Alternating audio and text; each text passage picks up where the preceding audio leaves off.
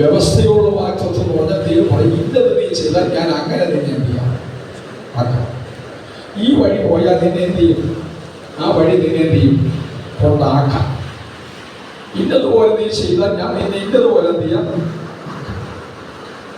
യോശുവയോട് പറഞ്ഞു, നീ ദേശത്തിന്റെ ഇസ്രായേൽ മക്കൾക്ക് ദേശമൊക്കെ നീ അളത്തി കൊടുക്കും, പക്ഷെ ഒരു വ്യവസ്ഥ വെച്ചു, അതിൽ നീ കൃതാർത്ഥനാകുന്നത് അവയെ എൻ്റെ വചനങ്ങൾ എന്ത് ചെയ്യണം, നീ അനുസരിച്ചാൽ, നീ അപ്രകാരം നടന്നാൽ നീ എന്ത് ചെയ്യും, ഈ പറഞ്ഞതുപോലൊക്കെ എന്ത് ചെയ്യും.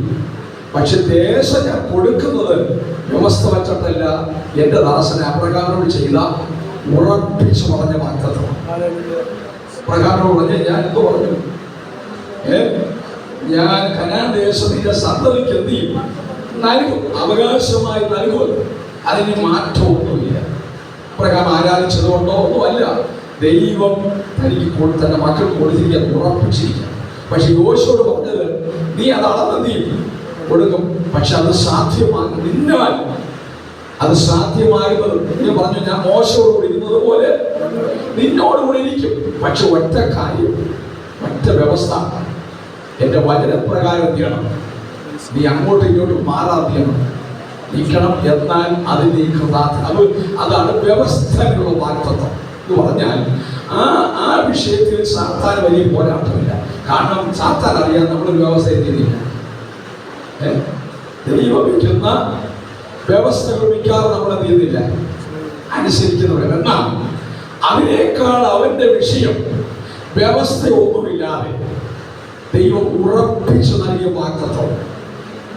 മനസ്സിലാവും ദൈവ മക്കൾക്ക്. അതിന് ചിലപ്പോൾ നിങ്ങളൊരു സ്വോത്രമായിരിക്കുന്നത് കാണും, ഇല്ലേ? ചിലപ്പോൾ ഒരു സ്വപ്രവർത്തിയായിരിക്കും.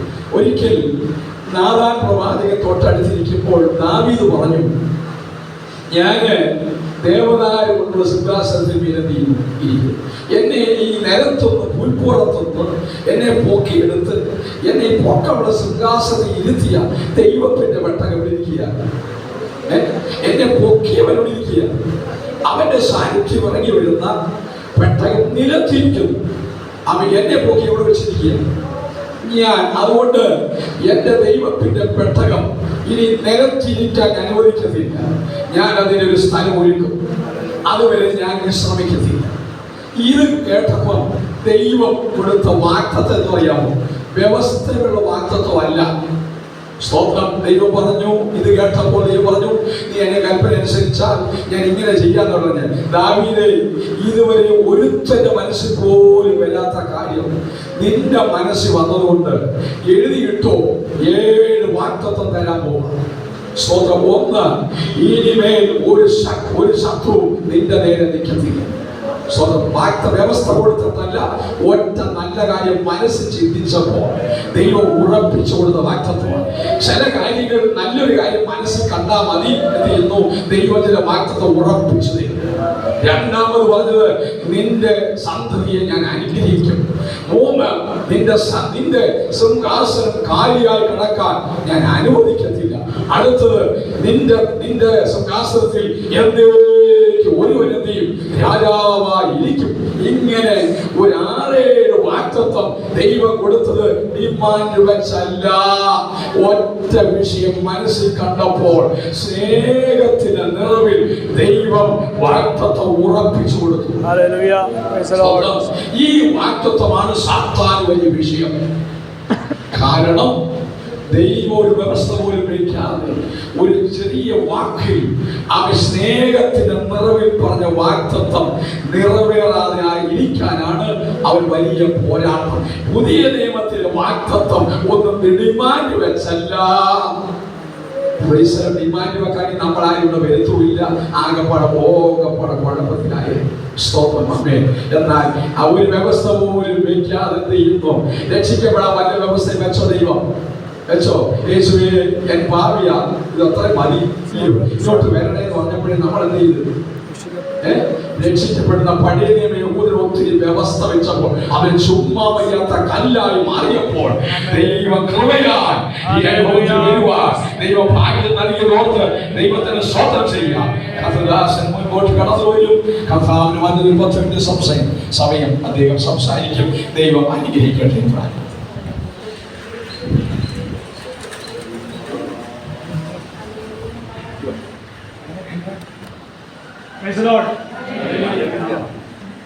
ഈ 2024 വർഷം ഓഗസ്റ്റ് മാസത്തിലെ അവസാനത്തെ വെള്ളിയാഴ്ച 30-ാം തീയതി ഞങ്ങൾക്ക് കുടുംബമായി നിങ്ങളുടെ കൂടെ ദൈവസഭയിലായിരിക്കാൻ കർത്താവ് നൽകിയ കൃപയോർത്ത സാവകാശോർത്തും ദൈവത്തെ സ്തുതിക്കുന്നു, മഹത്വപ്പെടുത്തും. കഴിഞ്ഞ 8 മാസവും നമ്മളെല്ലാം കർത്താവ് ഉള്ളം കയ്യിൽ വഹിച്ചതോടെ ദൈവത്തെ സ്തുതിക്കുന്നു, സ്തോത്രം ചെയ്യുന്നു. വചനം പറയുന്ന ഒരു വീടാതോളം നമ്മളെ സൂക്ഷിച്ച് തൻ്റെ മഹിമാസന്നിധിയിൽ കളങ്കമില്ലാത്തവരായി ആനന്ദത്തോടെ നിർത്തുവാൻ കഴിവും ശക്തിയും ബലമുള്ള ദൈവസന്നിധിയിൽ ആയിരിക്കാൻ ആ കർത്താവിനെ മഹത്വപ്പെടുത്തുവാനും അത് കർത്താവ് നമ്മോട് ഇന്നും കാണിച്ച കരുണയോർത്ത് ദയോർത്ത് ഞാൻ ദൈവത്തെ സ്തുതിക്കുന്നു, മഹത്വപ്പെടുന്ന കടന്നു എല്ലാ ദൈവമക്കൾക്കും യേശു നാമത്തിൽ സ്നേഹവന്ദനം അറിയിക്കുന്നു. ദേവദാസന്മാർക്കായി സ്തോത്രം ചെയ്യുന്ന കുഞ്ഞുങ്ങൾ യൗവനക്കാർക്കായി സ്തോത്രം ചെയ്യുന്ന ഒരു വാക്ക് നമുക്ക് പ്രാർത്ഥിക്കാം. ഞങ്ങളെ സ്വർഗീയ പിതാവാം ദൈവമേ, ഹല്ലേലൂയ, കഴിഞ്ഞ ദിവസങ്ങളെല്ലാം ഞങ്ങളുടെ ഉള്ളം കയ്യിൽ കർത്താവ് വഹിച്ചല്ലോ. ഞങ്ങളെ കർത്താവ് താങ്ങിനായി സ്തോത്രം ചെയ്യുന്ന ദുഷ്ടങ്ങൾ ഞങ്ങളെ വിടുവിച്ചനായി സ്തോത്രം. കർത്താവ് വിശ്വസനാവ് നിങ്ങൾ ഉറപ്പിച്ച് ദുഷ്ടന്റെ കയ്യിൽ അകപ്പെടാതെ കാത്തോളും എന്ന വചനപ്രകാരം ഞങ്ങൾ ഇന്നയോളം ഞങ്ങളെ താങ്ങി ഞങ്ങളെ താവ് സംരക്ഷിച്ച ഈ താവി മരുഭൂമി യാത്രയിൽ ജീവനും ഭക്തിക്കും വേണ്ടതെല്ലാം ദാനമെന്നൊക്കെ കൃപയോർത്ത് ഞങ്ങൾ അങ്ങേ സ്തുതിക്കുന്നു, സ്തോത്രം ചെയ്യുന്നു. അതായത് ദൈവസഭയ്ക്കായി സ്തോത്രം, ഓരോ കുടുംബങ്ങൾക്കായി സ്തുതിക്കുന്നു. അതാവേ ദൈവദാസന്മാർക്കായി കുടുംബങ്ങൾക്കായി സ്തോത്രം. പ്രത്യേകമായ ദാസന താവി മാത്യു പാസ്റ്ററും ഷേർലിക്കായി സ്തുതിക്കുന്നു. 2 മക്കൾക്കായി സ്തോത്രം ചെയ്യുന്ന അങ്ങേ ഏൽപ്പിച്ച ഇടയ ശുശ്രൂഷ അത് വിശ്വസത്തോടെ ധൈര്യത്തോടെ ഇന്നയോളം ചെയ്യുവാൻ അങ്ങയുടെ ആത്മാവ് സഹായിക്കുന്ന എല്ലാ കൃപയ്ക്കായി സ്തോത്രം. അവരോട് ചേർന്ന് നിന്ന് ദൈവസഭയും അതേപോലെ അധ്വാനിപ്പാൻ അതേപോലെ ആത്മാവിൽ പോരാടുവാൻ അങ്ങയുടെ ആത്മാവ് ബലപ്പെടുന്ന കൃപയ്ക്കായി സ്തുതിക്കുന്നു. കഥാവി വെള്ളിയാഴ്ച അല്പസമയം ദൈവസന്നിധിയിൽ ഇരിപ്പാൻ ഞങ്ങൾക്ക് നൽകുന്ന സാവകാശനായി സ്തോത്രം. വിവിധ വിഷയങ്ങളൊക്കെ പ്രാർത്ഥിപ്പാൻ സഹായിച്ചല്ലോ. അതാവ് ഞങ്ങളുടെ വചനത്താവേ അതിന് ഞങ്ങളെ ശുദ്ധീകരിക്കണമേ, ഞങ്ങളെ ബലപ്പെടുത്തണമേ എന്ന് പ്രാർത്ഥിക്കുന്ന അതിനെ താഴ്ത്തി ഏൽപ്പിക്കുന്നതിന് ശേഷത്താവേ അങ്ങയുടെ വലിയ ദാസനായി സ്തോത്രം ചെയ്യുന്ന കേൾക്കുന്ന വചനം ഞങ്ങൾക്ക് ബലമായി തീരുവാൻ സൗഖ്യമായി തീരുവാൻ അതാവ് ഈ ദൈവവചനത്തിന്മേ അലകൾ ഞങ്ങൾക്ക് മാത്രമല്ല ഈ ദേശനിവാസികൾക്ക് ദൂരസ്ഥരായിരിക്കുന്ന ഞങ്ങൾക്ക് കർത്തദാസന്മാർക്ക് ദൈവമക്കൾക്ക് ഏത് രാജ്യത്തവർ ആയാലും ഈ താവ്യ വചനം അവർക്ക് ആശ്വാസമായി സൗഖ്യമായി ബലമായി തീരട്ടെ എന്ന് ഞങ്ങൾ പ്രാർത്ഥിക്കുന്നു. പ്രാർത്ഥനായി സ്തോത്രം. സകലവും ഞങ്ങൾക്ക് ജീവൻ നൽകിയ ക്രിസ്തുയേശുവിൻ്റെ നാമത്തിൽ തന്നെ ആമേൻ. ആമേൻ. സ്തോത്രം. അപ്പോസ്തലനായ പൗലോസ് തീമോഥെയോസിനെ എഴുതിയ 2-ാം ലേഖനം 2 തീമോഥെയോസ് 4-ാം അധ്യായത്തിന് 16-17 വാക്യങ്ങൾ. 2 തീമോഥെയോസ് 4-ാം അധ്യായം 16-17 വാക്യങ്ങൾ അപ്പോസ്തലനായ പൗലോസ് തീമോഥെയോസിനെ എഴുതുന്ന അത് എൻ്റെ ഒന്നാം ആരും എനിക്ക് തുണ നില്ല. 17-ാം വാക്യം പറയുന്നത് കർത്താവ് എനിക്ക് പ്രൈസ് ദി ലോർഡ്. 2 കാര്യങ്ങൾ. അത് എൻ്റെ ആദ്യത്തെ പ്രതിപാദനത്തിൽ അല്ല, എൻ്റെ ആദ്യത്തെ ജീവിത യാത്രയിൽ ആരും എനിക്ക് തുണ, ഞാൻ പലരെയും പ്രതീക്ഷിച്ചു, പക്ഷെ ആരും എനിക്ക് തുണ നിന്നില്ല. സ്തോത്രം. എന്നാൽ 2ാമത് പറയുകയാണ് ഹല്ലേലൂയ 17-ാം വാക്യം കർത്താവ് എനിക്ക് തുണ അന്ന് മുതൽ ഇന്ന് വരെ കഴിഞ്ഞ 10 വർഷമായി 20 വർഷമായി അല്ല 80 വർഷമായി ആരോ പറഞ്ഞ 50-ാം ആനിവേഴ്സറി 50-ാം വർഷത്തിലേക്ക് അവിടെ കടന്നു. 50 വർഷം വയസ്സല്ല, വിവാഹ ജീവിതം. കഴിഞ്ഞ ദിവസം സാംബാസിൻ്റെ വീട്ടിൽ പോയപ്പോൾ 56 വർഷമായി. എനിക്ക് 52 വയസ്സുകൊണ്ട് 52 അവരുടെ കുടുംബജീവിതത്തിൽ 56 വർഷമായി. കഴിഞ്ഞ മാസമായുള്ള സ്തോത്രം സ്തോത്ര പ്രാർത്ഥന നടത്തിയത്. സ്തോത്രം. അപ്പോൾ ഈ വർഷങ്ങളെല്ലാം അവൻ നമുക്ക് തുണ നിന്നോട്ട് ഞാൻ ദൈവത്തെ സ്തുതിക്കുന്നു, മഹത്വപ്പെടുന്നത്. എവിടെ നിന്നാണ് തുണ നിന്നത്? ദുഷ്ടങ്കിൽ നിന്ന്, ദുഷ്ടപ്രവൃത്തിയിൽ നിന്ന് കർത്താവ് നമ്മളെ വിടുവിച്ചോട്ട് ഞാൻ ദൈവത്തെ സ്തുതിക്കുന്നു, മഹത്വപ്പെടുന്നു. പൗലോസ് വീണ്ടും അതേ റോമാലേഖനം പറയാണ് സ്തോത്രം. അതേ കർത്താവ് അല്ലെ ദൈവത്തിൻ്റെ ആത്മാവ് നമുക്ക് തുണ നിൽക്കുന്നു. എന്തുവേണ്ടി? പ്രാർത്ഥിപ്പാൻ. നമുക്ക് വേണ്ടുമെന്ന് പ്രാർത്ഥിപ്പാൻ അറിവില്ല. എത്ര 3-ാം സ്വർഗത്തോളം എടുക്കപ്പെട്ട മനുഷ്യൻ പറയാണ് എനിക്ക് പ്രാർത്ഥിപ്പാൻ അറിയില്ല. സ്തോത്രം. അങ്ങനെ നമുക്ക് പറയാൻ സ്തോത്രം. പക്ഷെ പൗലോസ് സമ്മതിക്കുക എനിക്ക് പ്രാർത്ഥിക്കാൻ അറിയില്ല. എന്ത് വേണം? പരിശുദ്ധാത്മാവിൻ്റെ സഹായം വേണം. ഭാഷയിൽ എനിക്ക് വേണ്ടത് എനിക്ക് ദൈവത്തിൻ്റെ ഭാഷയായ അന്യഭാഷ വേണം. ആ ഭാഷയിൽ അത് ഞാൻ അറിയാതെ അതേ മനുഷ്യനോടല്ല ദൈവത്തോട് സംസാരിക്കുമ്പോൾ ബ്രസീലിലുള്ള ചില ദൈവമക്കൾക്ക് വേണ്ടി ചില ദൈവസഭകൾക്ക് വേണ്ടി ഇന്ന് നാം സഭയായി പ്രാർത്ഥിച്ചു എന്ന് ഞാൻ വിശ്വസിച്ച് പറയുമ്പോൾ ആമേൻ പറയാൻ പറ്റുമോ? നാം ഇന്ന് സഭയെ പ്രാർത്ഥിച്ചപ്പോൾ, അന്യഭാഷയെ പ്രാർത്ഥിച്ചപ്പോൾ, മലയാളത്തിലല്ല അന്യഭാഷയെ പ്രാർത്ഥിച്ചപ്പോൾ ബ്രസീലിലുള്ള അല്ല, ഇസ്രായേലിലുള്ള അല്ല, അസർബൈജാനിലുള്ള ഒരു വിശ്വാസിക്ക് വേണ്ടി, ഒരു വിശ്വാസി കുടുംബത്തിന് വേണ്ടി, ഒരു ദൈവസഭയ്ക്ക് വേണ്ടി നാം ആത്മാവിൽ പ്രാർത്ഥിച്ചു. ആ വിശ്വാസം നമുക്ക് വേണം. ഞാൻ പ്രാർത്ഥിക്കുന്നത് വെറുതെ അല്ല, ഞാൻ അറിയാതെ ദൈവാത്മാവ് എന്നെ ബലപ്പെടുത്തുന്നു. അപ്പോൾ പൗലോസ് പരിശുദ്ധാത്മാവ് നമുക്ക് തുണ നിൽക്കുന്നു. അപ്പം ദൈവം തുണയുള്ളവന് അതേസമയം പ്രാർത്ഥനയിലും ദൈവം തുണയ്ക്കും. എന്ത് പ്രാർത്ഥിക്കണമെന്ന് ദൈവാത്മാവ് നമ്മളെ സഹായിക്കും. വീണ്ടും താൻ 2 കൊരിന്ത്യർ 1:15 വാക്യം പറയാണ്, നിങ്ങൾ ഞങ്ങൾക്കുള്ള അതേ പ്രാർത്ഥനയെ തുണയ്ക്കുന്നുണ്ടല്ലോ. നിങ്ങൾ ഞങ്ങൾക്കുള്ള പ്രാർത്ഥനയിൽ നിങ്ങൾ പ്രാർത്ഥനയിൽ തുണയ്ക്കുന്നു. സ്തോത്രം, പ്രൈസ് ദി ലോർഡ്. നമ്മൾ പല വിഷയങ്ങളിലൂടെ ഓർത്ത് പ്രാർത്ഥിപ്പാൻ ദൈവാത്മാവ് സഹായിച്ചു ദൈവത്തെ സ്തുതിക്കുന്നു. കർത്താവ് അതേ നമ്മുടെ പ്രാർത്ഥന മറ്റൊരുക്കും ഒരു തുണയാകുന്നു. ആവശ്യം എനിക്ക് സഹായം ലഭിക്കാൻ വേണ്ടിയല്ല, മറ്റുള്ളവർ എനിക്ക് വേണ്ടി പ്രാർത്ഥിക്കാൻ വേണ്ടിയല്ല. ഉപരിയായോ ഹല്ലേലൂയ, ദൈവം എന്നെ ഏൽപ്പിച്ച നേരത്തെ ആദിവാസി പറഞ്ഞ പോലെ ദൈവം ഏൽപ്പിച്ച കൽപ്പനയാണ്, നീ പ്രാർത്ഥിക്കണം. യേശു താൻ തന്നെ പറഞ്ഞു, നീ പ്രാർത്ഥിക്കുമ്പോൾ, നീ ഉപവസിക്കുമ്പോൾ. അപ്പം നീനകത്ത് കുടുംബം ഇല്ലാട്ടോ, സഭയില്ല. ആദ്യം നീ, പിന്നെ കുടുംബ പ്രാർത്ഥന, പിന്നെ സഭയുടെ പ്രാർത്ഥന. നീ പ്രാർത്ഥിക്കണം. സ്വത്രം കർത്താവിന് കൂടെ നീ 3 ദിവസം ഉപവസിക്കണം. നമ്മളിപ്പോൾ എളുപ്പപ്പണി എന്താണ്, മാസത്തിലെ എല്ലാ മാസ സഭകളുടെ 3 ദിവസം പ്രാർത്ഥനയുണ്ട്. എല്ലാവരും അവനവൻ്റെ സ്വന്തം പ്രാർത്ഥനയും കുടുംബ ഉപവാസവും സഭയുടെ ഉപവാസം എല്ലാം കൂടി ഒന്നിച്ചാണ് ഈ 3 ദിവസം നടത്തുന്നത്. അല്ല, 3 ദിവസം ഞാൻ ഒറ്റയ്ക്ക് ഇരിക്കണം, 1 മാസം ഞാൻ കുടുംബമായിരിക്കണം, 3 ദിവസം. അപ്പം 3 3 6, പിന്നെ സഭയുടെ പ്രാർത്ഥന 9. ഓ കർത്താവേ, സ്വന്തം. അതുകൊണ്ടാണ് തമിഴ്നാട്ടിൽ സ്നാനം നടന്നത്. തുത്തിക്കോടിയിൽ മാത്രമല്ല സ്നാനം നടക്കുവാൻ ദൈവം ആഗ്രഹിക്കുന്നത്. ഇവിടെയും ഇടയാറമുള്ള ദൈവസഭയും കർത്താവ് ആഗ്രഹിക്കുന്നു. 8 അല്ല 80 പേര്. പ്രവചനമല്ല, ദൈവം ആഗ്രഹിക്കുന്നു. ഇവിടെ ജാതീയ ശക്തിയിൽ കൂടിക്കൊണ്ടിരിക്കുക, അറിയാലോ. സ്വത്വം അതിന് നടുവിൽ നിന്ന് ജാതി ആരാധന വിട്ട് അവർക്കുള്ള ദേവന്മാർക്കുള്ള തുള്ളലും ആരാധനയും പണം അവിടെ ചെലവാക്കാതെ ദൈവാലയത്തിൽ വരുന്ന ഒരു അനുഭവം. സ്വത്വം പാസ്റ്റർ പറഞ്ഞ പോലെ ദാവീദ് ഹൃദയത്തിൽ ചിന്തിച്ചത് ദൈവം അവനെ അനുഗ്രഹിച്ചു. അതിനോട് ചേർന്ന് പെട്ടെന്ന് ദൈവാത്മാവ് ഓർപ്പിച്ച കാര്യമാണ് ഹന്ന. ദൈവം ചോദിച്ചു, ദൈവം കാത്തിരുന്നു. പക്ഷെ ഹന്ന അതുപോലെ തന്നെ അവിടെ ഒരു കാര്യം ദൈവസന്നിധിയിൽ നേർന്നു. 15-20 വർഷം അവൾ കാത്തിരുന്നു. അവൾ നേർന്നു. എന്താ നേർന്ന്? നല്ല കാലാവസ്ഥയല്ല, നല്ല പാസ്റ്റർമാർ ഇല്ല, നല്ല സെൻട്രൽ പാസ്റ്റർ ഇല്ല. പക്ഷെ എന്നിട്ടും വചനം ദുർബലമായ സമയം, ദർശനം ഇല്ലാത്ത ഇടത്ത് അവൾ പറയാണ്, എനിക്കൊരു പുരുഷ പ്രതിനിധി തന്നാൽ, പുരുഷനെ തന്നാൽ അങ്ങയുടെ വേലയ്ക്ക് വേണ്ടി ഈ കാലത്തിൽ ഞാൻ ഉപയോഗിക്കും. അവൾക്ക് ദർശനം ലഭിച്ചില്ല, അവളോട് ആരും വെളിപ്പാട് പറഞ്ഞില്ല, ആരും പ്രവചനം പറഞ്ഞില്ല. പക്ഷെ അവൾ ഒരു കാര്യം തീരുമാനിച്ചു, ആലയം ഇങ്ങനെ ശൂന്യമായി കിടക്കുവാൻ പറ്റില്ല.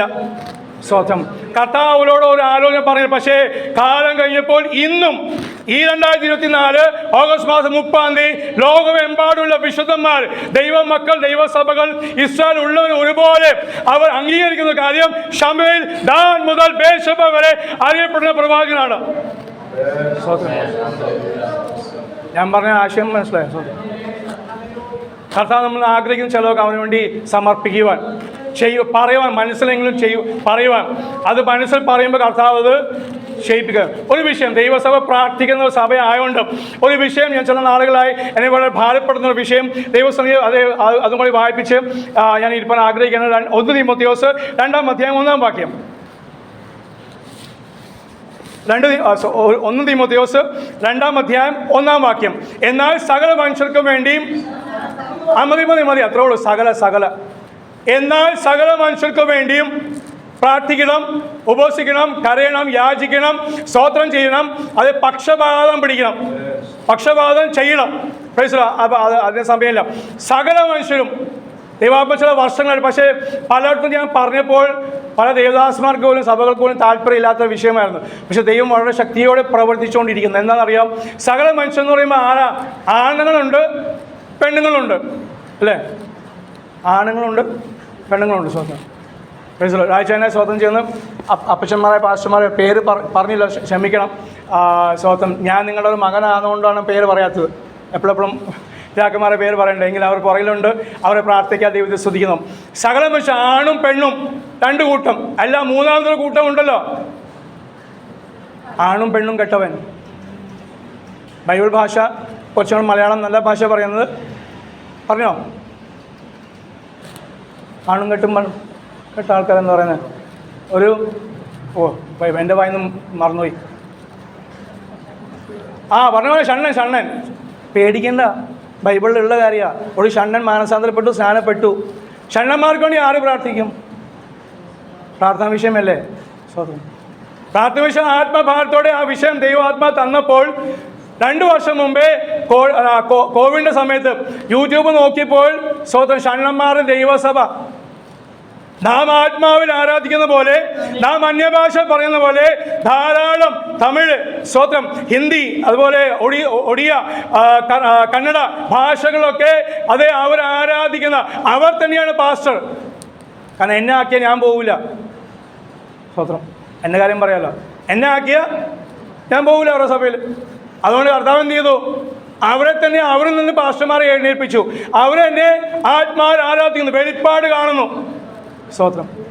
നാം അവിടെ പോയി പ്രവർത്തിച്ചില്ലെങ്കിലും ഈ കേരളം വിട്ട് ഇപ്പോൾ കേരളത്തിലേക്ക് ധാരാളം അതേ അങ്ങനെയുള്ള കൂട്ടർ വന്നുകൊണ്ടിരിക്കുക.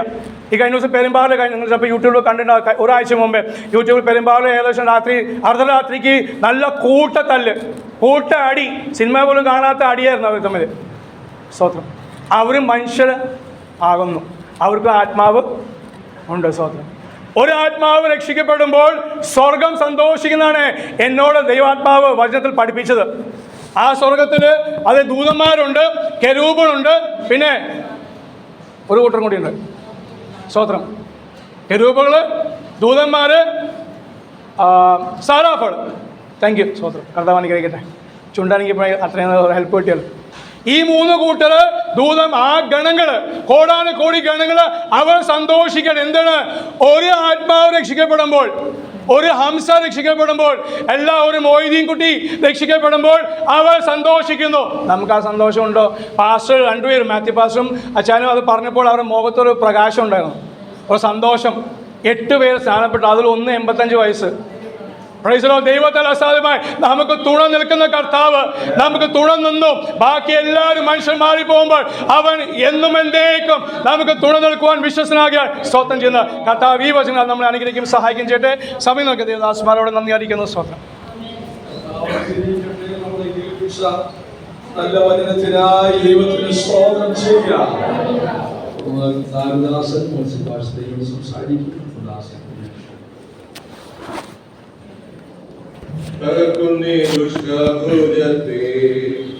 ഉടയ്ക്കുന്നീ നീചപാത്രത്തെ തകർക്കും.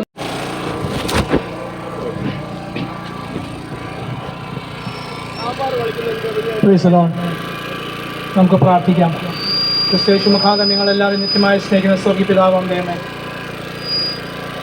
ഇന്നല്ല ഉച്ചയ സമയത്തിനായി ഞങ്ങൾ അങ്ങേ സ്തുതിക്കുന്ന സ്തോത്രം ചെയ്യുന്ന ഈ 2024 വർഷം ഓഗസ്റ്റ് മാസം 29-ാം തീയതി ഉച്ച സമയത്ത് ദൈവം ഞങ്ങൾക്ക് നൽകിയ എല്ലാ കൃപകൾക്കായി ഞങ്ങൾ അങ്ങേ സ്തുതിക്കുന്ന സ്തോത്രം ചെയ്യുന്നു. കഴിഞ്ഞ നാളുകളെല്ലാം ഞങ്ങൾ ഓരോരുത്തരെയും ഞങ്ങൾ ഈ ദേശത്തെയും കർത്താവ് ഉള്ളംകൈയിൽ വഹിച്ച് സർവശക്തനായ പിതാവിൻ്റെ സ്നേഹം അറിയുവാൻ അങ്ങനെ കരുതൽ അനുഭവിപ്പാത്ര ഒക്കെ ഈ ദേശനിവാസികളോട് അങ്ങ് കാണിച്ച കരുണയോർത്ത് ദയോർത്ത് വിശ്വസോർത്ത് ഞങ്ങൾ അങ്ങേ സ്തുതിക്കുന്ന സ്തോത്രം ചെയ്യുന്ന അതിൽ സർവശക്തനായ ദൈവത്തിൻ്റെ കൃപകൾക്കായി ഞങ്ങൾ അങ്ങേ സ്തുതിക്കുന്ന സ്തോത്രം ചെയ്യുന്ന ഇന്ന് പകലഭാവിക്ക് ഈ ദേശത്ത് കടന്നു വന്ന അല്പസമയം യേശു ക്രിസ്തുവിൻ്റെ വചനങ്ങളെ പങ്കുവെക്കുവാൻ ഞങ്ങൾക്ക് നൽകിയ സാവകാശനായ സ്തോത്രം. അതിനുവേണ്ടി ഞങ്ങൾ ദാസകർത്താവിനായി പാസ്റ്റർ കർത്താവ് ബലപ്പെടുത്തിനായി സ്തോത്രം ചെയ്യുന്ന കൃത്യമായി സ്വതീ ദിവസങ്ങൾ നടത്തുവാൻ ഞങ്ങൾ ആഗ്രഹിക്കുന്ന സന്ധ്യാസമയത്ത് കൺവെൻഷനായി സ്തോത്രം ചെയ്യുന്ന ഹല്ലേലൂയ യുവതിമൂടിലെ അസംബ്ലീസ് ഓഫ് ഗോഡിൻ്റെ ആഭിമുഖ്യത്തിൽ നടത്തപ്പെടുന്ന കൺവെൻഷൻ വലിയ അനുഗ്രഹമായി തീരുവാൻ, വലിയ വിടുതലായി തീരുവാൻ കർത്താവ് സഹായിക്കണമേ എന്ന് അങ്ങയോട് പ്രാർത്ഥിക്കണം. കൃത്യമായി ഇന്ന് പകൽ ഈ സമയത്ത് വചനം കേട്ട ഓരോ ജീവിതങ്ങളെയും ഭവനങ്ങളെയും ഞങ്ങൾ യേശു ക്രിസ്തു നാമത്തിൽ അനുഗ്രഹിച്ച് പ്രാർത്ഥിക്കുന്നു. ആത്മീയമായും ഭൗതികമായും സാമ്പത്തികമായും ശാരീരികമായും അവർ അനുഗ്രഹിക്കണമേ എന്ന് അങ്ങയോട് പ്രാർത്ഥിക്കുന്നു. കർത്താവ് വിശ്വസൻ അവൻ നിങ്ങളെ ദുഷ്ടനിൽ അകപ്പെടാതെ കാത്തുകൊള്ളും എന്ന് വചനം നിങ്ങൾ വായിക്കുന്നത് ബൈബിൾ എഴുതിയിരിക്കുന്ന പോലെ അപ്പോൾ ദുഷ്ടങ്ങളിൽ നിന്ന് ഞങ്ങളുടെ ദേശത്തെ വിടുവിക്കണമേ എന്ന് അങ്ങയോട് പ്രാർത്ഥിക്കുന്നു. മാരാരോഗങ്ങൾ, ഭാരങ്ങൾ, അതായത് കടഭാരങ്ങൾ, സാമ്പത്തികമായ ഞെരുക്കങ്ങൾ, അതുപോലെ ഹല്ലേലൂയ പ്രകൃതിയായ ശോഭ നിമിത്തമൊക്കെ ഞങ്ങളുടെ ജില്ലകൾ, ഞങ്ങളുടെ ദേശം, ഞങ്ങളുടെ രാജ്യമൊക്കെ ഭാരപ്പെടുകയാണല്ലോ. അതുപോലെ എല്ലാം അങ്ങനെ പ്രവൃത്തി അയക്കണമേ എന്നാണ് ഞങ്ങൾ പ്രാർത്ഥിക്കുന്നത്. ഉള്ളകയിൽ കർത്താവ് വഹിക്കണമേ.